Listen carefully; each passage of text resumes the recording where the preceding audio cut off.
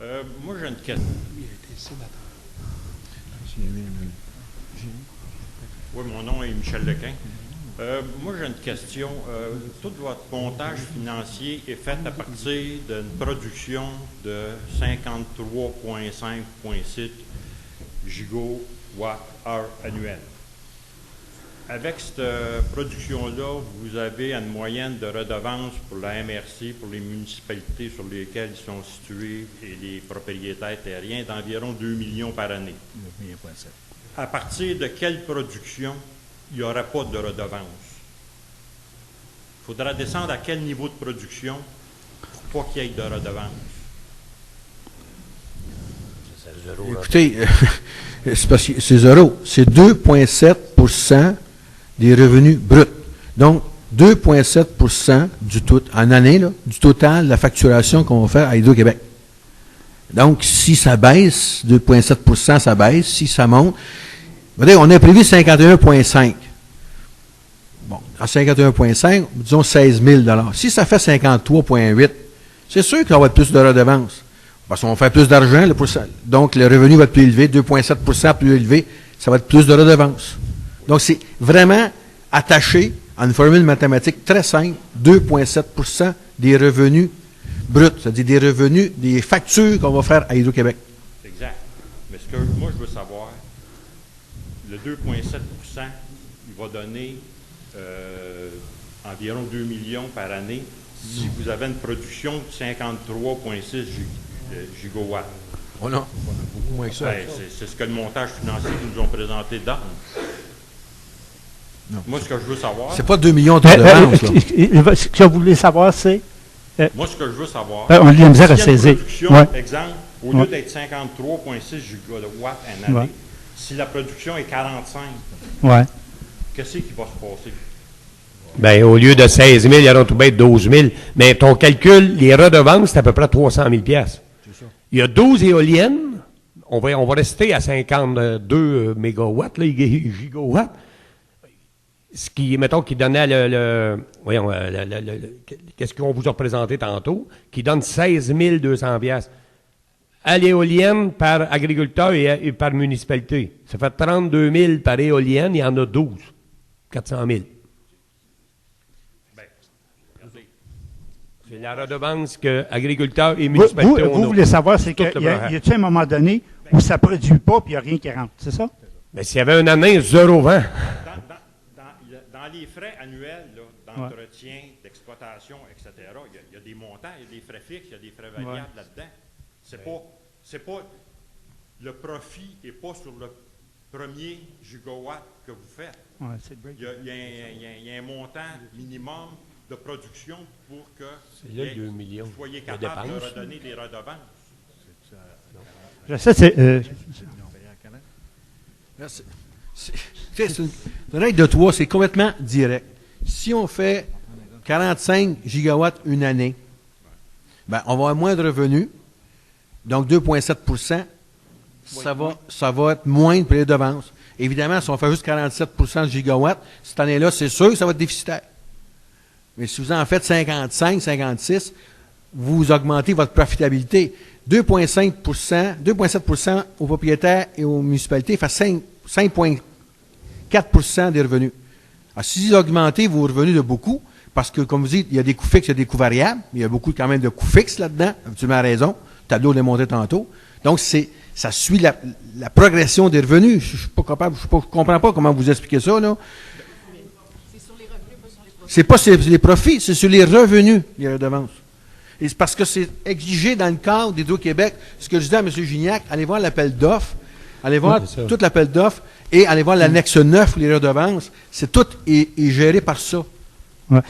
Par le cadre assez rigide de l'appel d'offres d'Hydro-Québec. Même que Hydro-Québec, il y a un minimum de 5 000 piastres. Ça, c'est écrit Oui, dans le c'est cadre d'Hydro-Québec. Si on avait été par poteau, au lieu de l'exemple, là, qui serait zéro vent pendant un an, la MRC era zéro. Mais, puis même, elle serait en déficit, là. Zéro vent pendant 365 euros. Mais les agriculteurs recevraient 5 000 chaque. C'est dans le cadre. Non. Là, on a choisi la voie pourcentage. C'est OK, pour ça qu'on a choisi le pourcentage.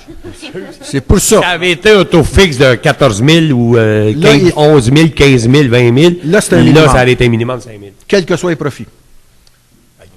OK, non, ça ne vous satisfait pas, hein? Je vais m'essayer. Non, est-ce qu'on peut- Regardez oui. bien.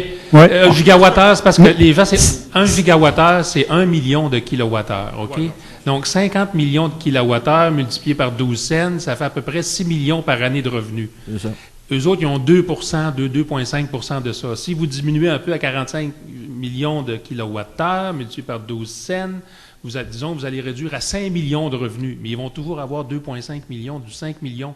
Le pourcentage est calculé sur le revenu brut. Il y a un compteur à la ligne d'Hydro, puis Hydro te paye tant, 12 cents du kilowattheure. C'est un pourcentage sur le revenu brut. OK, là, je comprends. C'est un pourcentage sur le revenu brut, c'est Oui. pas un pourcentage sur le revenu net après que les frais fixes, Exact. les frais variables soient payés. C'est ça? Oui. C'est ça. Correct. Merci. C'est bon? Ah, mais content. Parfait, ça. Alors, monsieur, oui. Maintenant, l'autre micro, il est en fonction, si vous voulez venir à l'autre micro. Maurice Séguin, résident de MRC, Pierre-Le-Sarret. Depuis environ 2 heures, tout ce que c'est qu'on parle, c'est d'argent. Est-ce qu'il y a des considérations portées au fait qu'on va hypothéquer nos beaux paysages de campagne avec d'immenses, quand je dis immense, c'est immense, éventail? Ça, c'est un commentaire. Le deuxième commentaire, c'est que aussi, on entend toute la soirée, parce que c'est un petit peu de la propagande en avant ici, là. On a les bénéfices, puis c'est toujours des bénéfices d'argent, là. Mais si vous prenez le temps, citoyen ici, d'aller faire un tour sur l'Internet, si vous avez à peu près 12 à 14 heures à passer incidemment, puis d'aller voir les sites des éoliennes, vous allez vous apercevoir qu'il y a énormément de désavantages à avoir des éoliennes dans notre cour. Ça, c'est ma question maintenant. Est-ce que le maire de Saint-Robert, parce qu'il est en avant, est-ce qu'il va avoir le courage, et les deux autres maires, celui de Yamaska et celui de Saint-Aimé, d'aller en référendum avec sa population, lui demander si c'est correct de hypothéquer le paysage avec ça? Je peux vous dire qu'à Saint-Robert, à ma connaissance, c'est unanime. J'ai fait des soirées d'information. À tous les mois, j'ai des conseillers, même des résidents. Moi, c'est Laurent Saint-Thomas, là, qui est en bas, à l'opposé de Yamaska.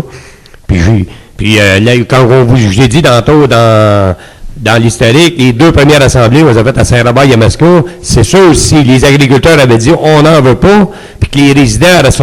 Mais l'endroit où c'est situé, qui est le triangle de Saint-Robert-Yamaska, Saint-Thomas, qui n'a aucune habitation, quand on dit que la première maison est à 700 quelques mètres, puis que la deuxième est à 800, puis il y en a 8-9 qui sont à 1,5 km.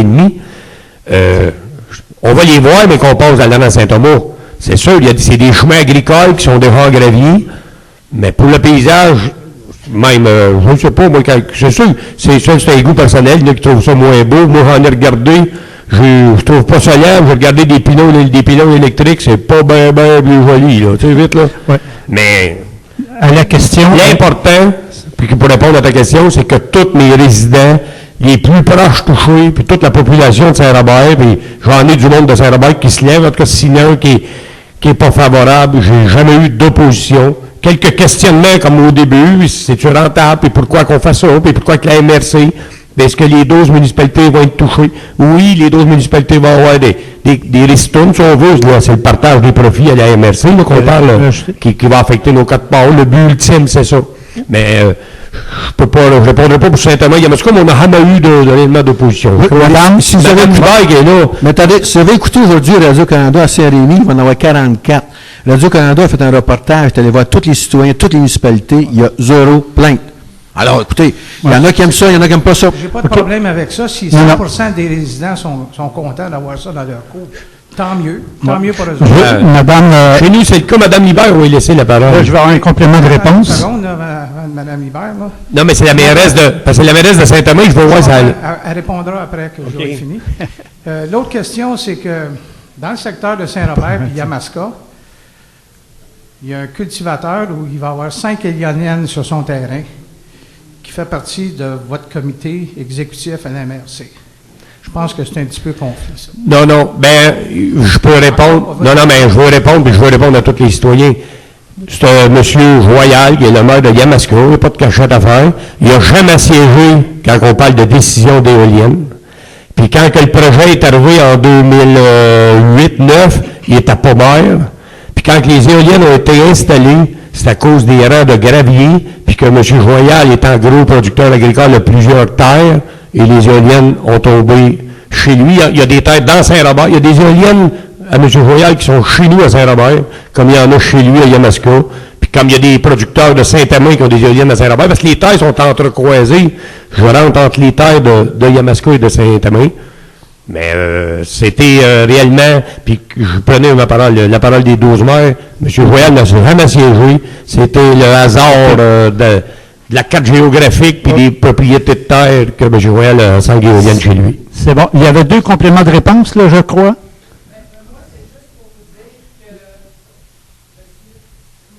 Ben, allez au micro, tout le monde va vous entendre. Oui. Madame? Monsieur, je m'adresse à vous. Vous Pauvre avez madame. parlé d'un référendum. Je ne pense pas qu'à Saint-Aimé, on en ait besoin d'un référendum parce que je n'ai jamais entendu personne se plaindre qu'il va y avoir des éoliennes à Saint-Aimé. J'avais juste ça à vous dire. Merci beaucoup comme complément de réponse. Oui, madame, vous vouliez ajouter quelque chose aussi? Oui, exact, c'est vrai. Puis chez vous, y a-t-il des commentaires négatifs? Moi, je voudrais juste rajouter 2 choses, monsieur. C'est qu'il y a des études du BAP qui vont venir, où il va y avoir un élément aussi d'étude sur l'impact visuel du paysage. Je pense que c'est là qu'il faut adresser les choses. L'autre élément, je m'excuse, je dépasse mon rôle, mais j'aime pas me faire accuser avec le groupe en avant de faire de la propagande. On fait peut-être de la promotion, mais on ne fait pas de propagande. Vous irez voir les différences dans le dictionnaire. Voilà. L'autre monsieur, fallait longtemps. Oh, monsieur, excusez-moi. Mille excuses. C'est à vous. C'est pas grave. Il n'y a pas de mortalité là-dedans. Mon nom, c'est Jean-Yves Andreville. Je voudrais dire à M. le maire et puis aussi les membres de la MRC, j'appuie 100% la personne qui a proposé de faire un référendum sur ce sujet. Actuellement, pour 1,4 million dans la ville de Sorel-Tracy, pour le marché Richelieu, on tient un référendum. Et là, on ne parle pas de 1,4 million d'investissement, on parle de milliards qui va aller chercher au bout. Alors, je pense que les citoyens devraient avoir, et je demande à M. le maire, aux conseillers, aux gens de prendre leurs responsabilités et de déclencher dans la ville de Sorel-Tracy un référendum pour connaître l'opinion des citoyens qui sont toujours les payeurs de taxes, même si on peut, la réponse serait positive. Vous avez une question à poser, si vous êtes un commentaire. Monsieur le maire, êtes-vous prêt à tenir un référendum comme vous en tenez un actuellement sur je vais apporter un point je considère que c'est beaucoup plus grave que le marché du OK, donc vous demandez au maire, est-ce que vous allez faire un référendum? La réponse, M. Salvat. Non, mais je veux juste apporter un point d'information avant. La MRC endosse pour 17 millions, OK? Mais c'est un projet où il y a des revenus. C'est un peu comme quand on a présenté ça au ministre, quand on a présenté ça à Hydro-Québec, puis quand on présente ça aux institutions financières, ça n'affecte pas, un exemple, pourquoi qu'on y a un référendum, ça n'affecte pas pour nos règlements d'emprunt, ça n'affecte pas notre pourcentage d'entêtement à chaque municipalité. C'est des projets qui sont comptabilisés, qui apportent de l'argent. Écoutez, puis les chiffres depuis 3 ans, puis le vent depuis 3 ans prouvent que, je pense que c'est pour ça qu'on est encore toujours unanime dans le projet. On s'entend, votre chiffre d'1 milliard, c'est un peu fort, là. Disons 500 000 si vous voulez, mais je pense que c'est logique. C'est quand vous êtes actionnaire d'une compagnie, ordinairement, quand il y a des gens dans la compagnie qui est actionnaire, qui demandent de faire une recherche parce que c'est l'argent, ordinairement, l'entreprise privée dit oui avant de se lancer dans les 4 fers en l'air sans connaître réellement les résultats. Alors, je répète ma question. Oui, la réponse s'en vient. La réponse s'en vient. Le maire, s'il est prêt à demander aux conseillers la réponse par un référendum municipal. La réponse. Monsieur Landreville, moi, en fin de compte, j'ai fait des démarches, puis j'ai appelé au MAMRO.